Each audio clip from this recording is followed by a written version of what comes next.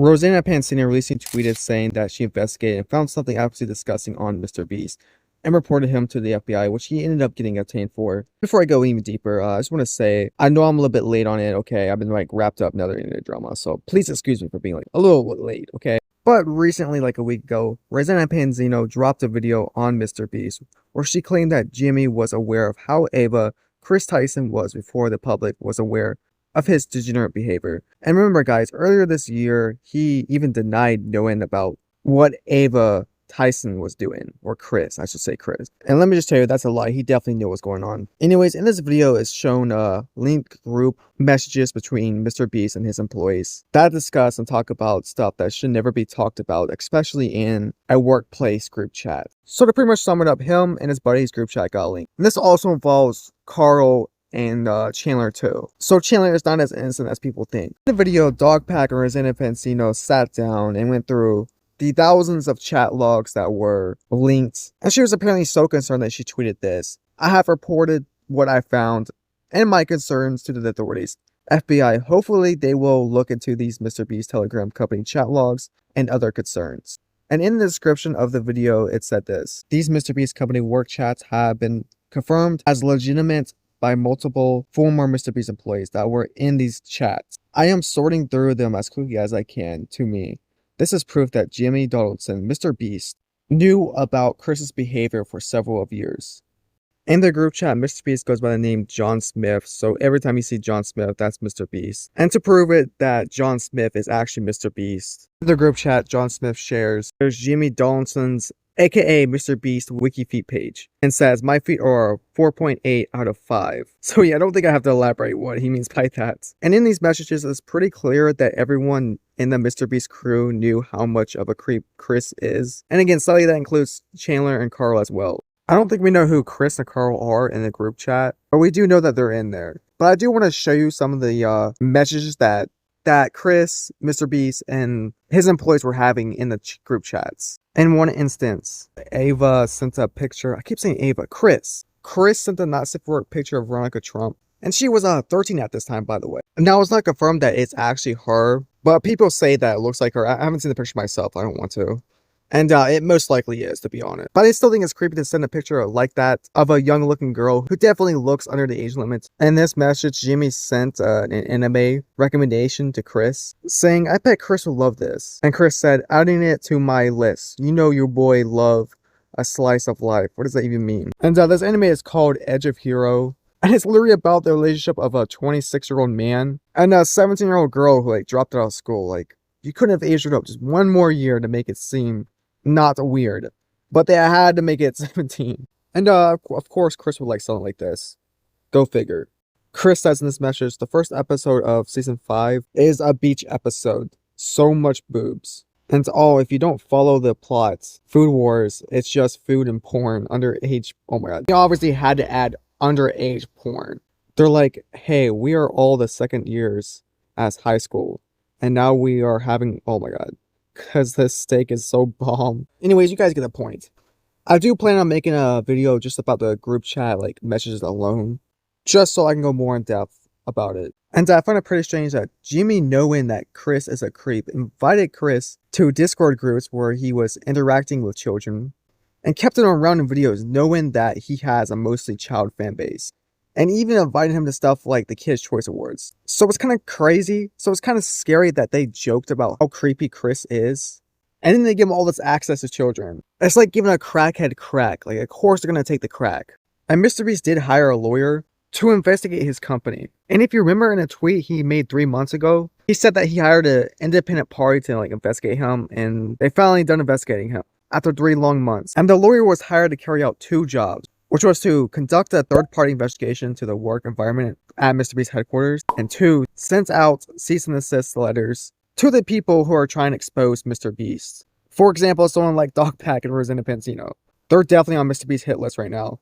And we finally have the results of this 3-month-long investigation, where Mrbeast posted the X saying, a 3-month investigation into allegations regarding my company has concluded. The law firm / investigators reviewed millions of documents / messages and conducted 39 interviews. I was asked to refrain from making any public statements to enable A detailed and unbiased investigation. Below are the conclusions. And to pretty much sum up this whole document, they pretty much found nothing on him. They went through millions of messages between employees and they still didn't find anything. But they did find that there was workplace harassment that was going on. And this is what they said.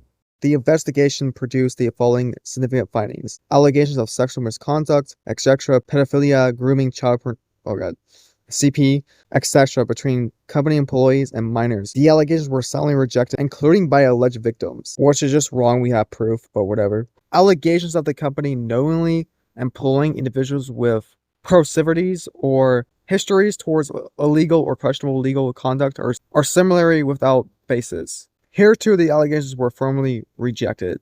Dude, I just absolutely hate how they word things here. Just say it. Stop adding all this retarded wording. I'm about Delaware here. And like, all you gotta do is look up his name and you'll find all the information you need to know. Like, wouldn't you think that it's strange that he wanted his face covered? Remember guys, the law does not care about stupidity. Several isolated instances of workplace harassment and conduct were identified during the investigation. The company was informed of such conduct and took swift and appropriate actions to address the incidents, including where necessary, disciplining and letting go of implicated individuals.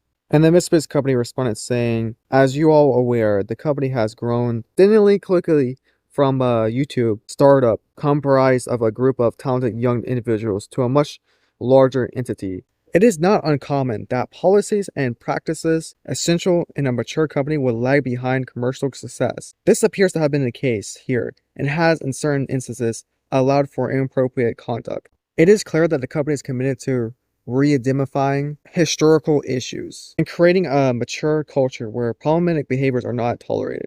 As it enters its new phase, the company has also implemented or is in the process of implementing changes to ensure a safe and professional corporate culture today and moving forward. These include setting a clear message regarding tone at the top, hiring a new chief executive officer, chief people officer, and general counsel, and soon to be hired chief financial officer, implementing mandatory corporate training for all employees, developing new policies codified in employees handbook, establishing an anonymous reporting mechanism hotline for employees, swiftly terminating individuals who violated company policies regardless of the positions of levels within the company, identifying additional employees for targeted training and excessive coaching to address professionalism and compliance with company policies. This officially includes our investigation. We remain available if you need any follow-ups or have further questions. So yeah, it seems like they're redoing pretty much their entire team and trying to make it better, which that inherently is a good thing.